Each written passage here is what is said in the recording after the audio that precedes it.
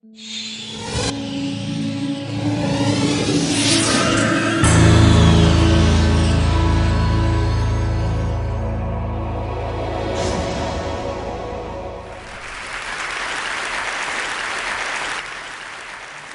I do, and everything I do professionally, my life, has been shaped by 7 years of work as a young man in Africa. From 1971 to 1977, I look young, but I'm not. I worked in Zambia, Kenya, Ivory Coast, Algeria, Somalia, in projects of technical cooperation with African countries. I worked for an Italian NGO. And every single project that we set up in Africa failed. And I was distraught. I thought, age 21, that we Italians were good people and we were doing good work in Africa. Instead, everything we touched, we killed.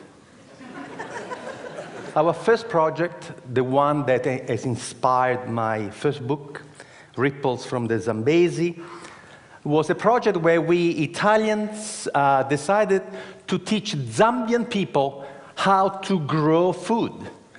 So we arrived there with Italian seeds in southern Zambia, in this absolutely magnificent valley, going down to the Zambezi River, and we taught the local people how to grow Italian tomatoes and zucchini. And of course, the local people had absolutely no interest in doing that, so we paid them to come and work, and sometimes they would show up. And we were amazed that the local people in such fertile valley would not have any agriculture. But instead of asking them how come they were not growing anything, we simply said, thank God we're here. Just in the nick of time to save the Zambian people from starvation. And of course, everything in Africa grew beautifully, and we had these magnificent tomatoes. In Italy, a tomato would grow to this size, in Zambia, to this size. And we could not believe. And we were telling the Zambians, look how easy agriculture is.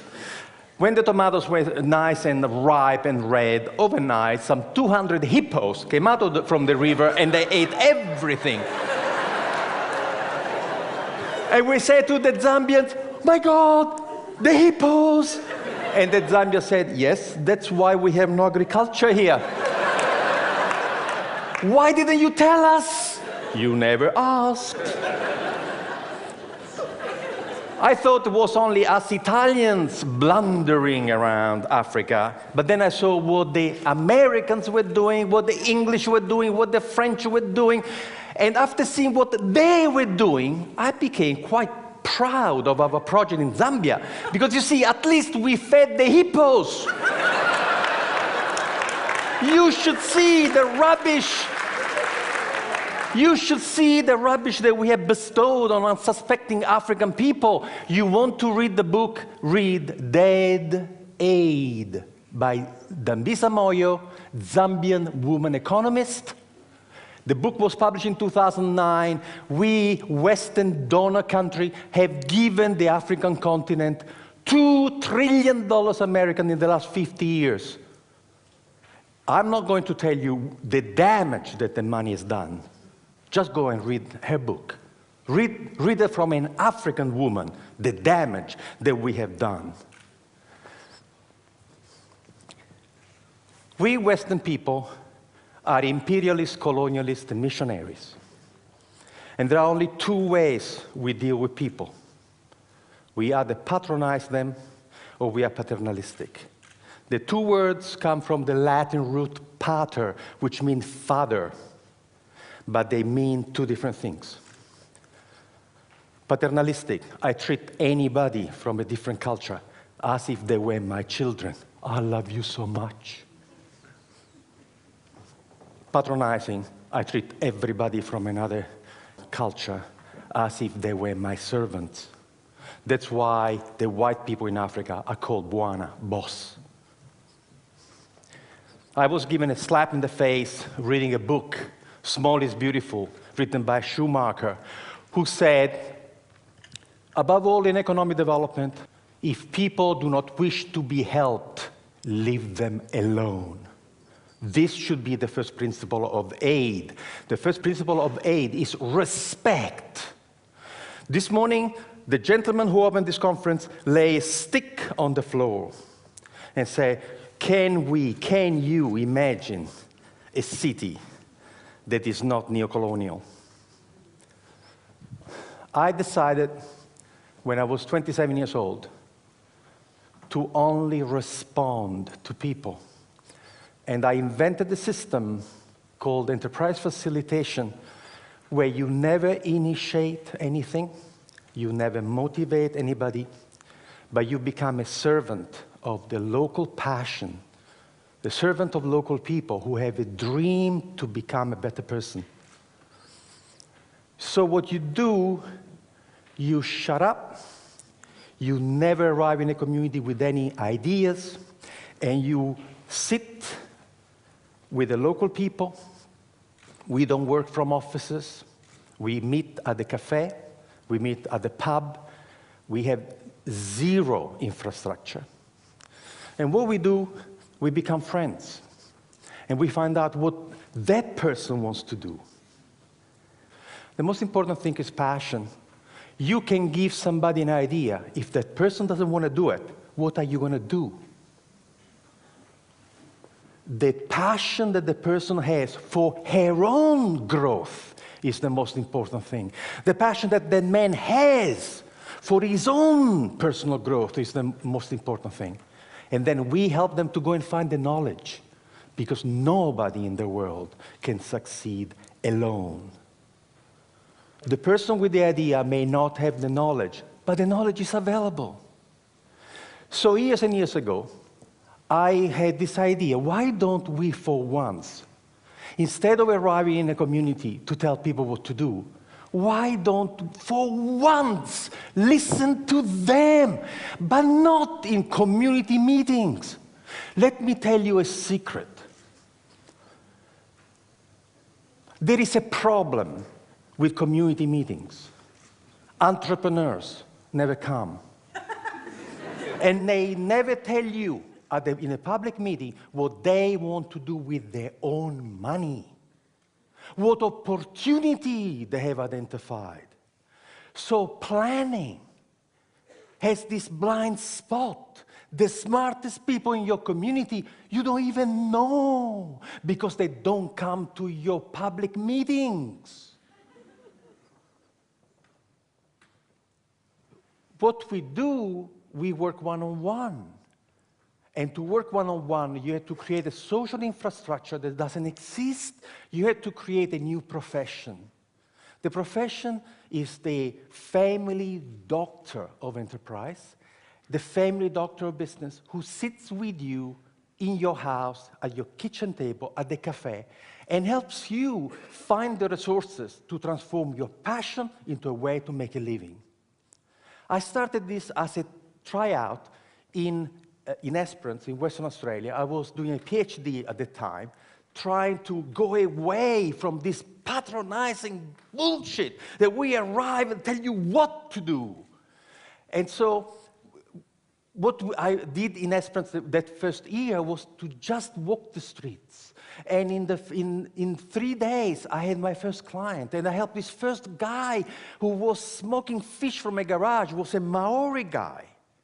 And I helped him to sell to the restaurant in Perth, to get organized. And then the fisherman came to me to say, you the guy who helped Maori, can you help us? And I helped these 5 fishermen to work together and get this beautiful tuna, not to the cannery in Albany for 60 cents a kilo, but we find a way to take the fish for sushi to Japan for $15 a kilo. And the farmers came to talk to me, say, hey, you help them, can you help us? In a year, I had 27 projects going on, and the government came to see me to say, how can you do that? How can you do? And I said, I do something very, very, very difficult. I shut up and listen to them.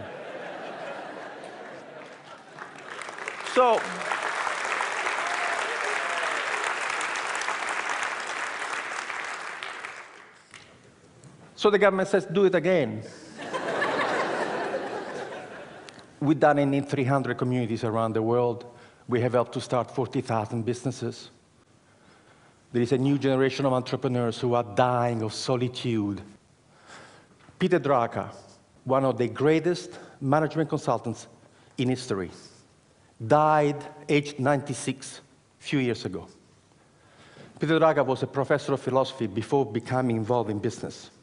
And this is what Peter Drucker says: planning is actually incompatible with an entrepreneurial society and economy. Planning is the kiss of death of entrepreneurship. So now you're rebuilding Christ Church without knowing what the smartest people in Christ Church want to do with their own money and their own energy. You have to learn how to get these people to come and talk to you. You have to offer them confidentiality, privacy. You have to be fantastic at helping them. And then they will come, and they will come in droves. In a community of 10,000 people, we get 200 clients. Can you imagine in a community of 400,000 people, the intelligence and the passion? Which presentation have you uploaded the most this morning? Local, passionate people. That's who you have uploaded. So what I'm saying is that entrepreneurship is where it's at. We are at the end of the first industrial revolution, non-renewable fossil fuels, manufacturing, and all of a sudden, we have systems which are not sustainable. The internal combustion engine is not sustainable. Freon way of maintaining things is not sustainable. What we have to look at is at how we feed, cure, educate, transport, communicate for 7 billion people in a sustainable way. The technologies do not exist to do that. Who is going to invent the technology for the green revolution? Universities, forget about it. Government, forget about it. Will be entrepreneurs, and they're doing it now. There's a lovely story that I read in a futurist magazine many, many years ago. There was a group of experts who were invited to discuss the future of the city of New York in 1860. And in 1860, this group of people came together, and they all speculated about what would happen to the city of New York in 100 years. And the conclusion was unanimous. The city of New York would not exist in 100 years. Why? Because they look at the curve and say, if the population keeps growing at this rate, to move the population of New York around, they would have needed 6 million horses. And the manure created by 6 million horses would be impossible to deal with. They were already drowning in manure. So 1860, they are seeing this dirty technology that is going to choke the life out of New York. So what happens in 40 years' time, in year 1900, in the United States of America, there were 1,001 car manufacturing companies. 1,001. The idea of funding a different technology had absolutely taken over. And there were tiny, tiny little factories in backwaters, Dearborn, Michigan, Henry Ford. However, there is a secret to work with entrepreneurs. First, you have to offer them confidentiality, otherwise they don't come and talk to you. Then you have to offer them absolute dedicated, passionate service to them. And then you have to tell them the truth about entrepreneurship. The smallest company, the biggest company, has to be capable of doing 3 things beautifully. The product that you want to sell has to be fantastic. You have to have fantastic marketing. And you have tremendous financial management. Guess what? We have never met a single human being in the world who can make it, sell it, and look after the money. Doesn't exist.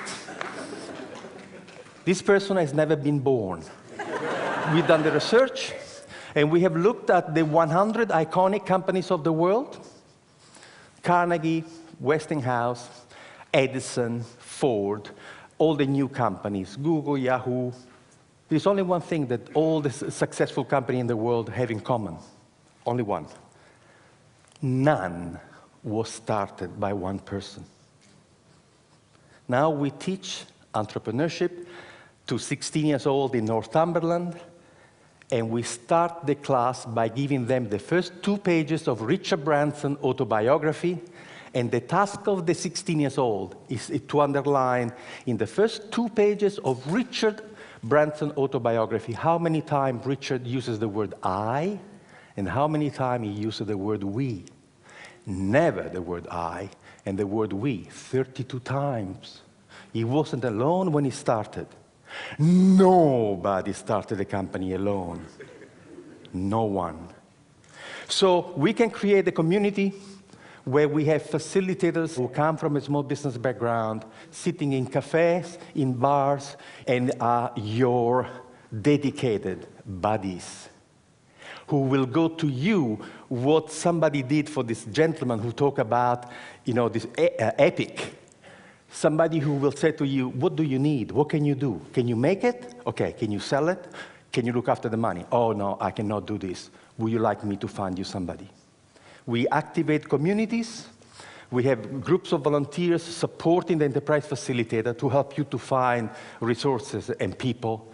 And we have discovered that the miracle of the intelligence of local people is such that you can change the culture and the economy of this community just by capturing the passion, the energy, and imagination of your own people. Thank you.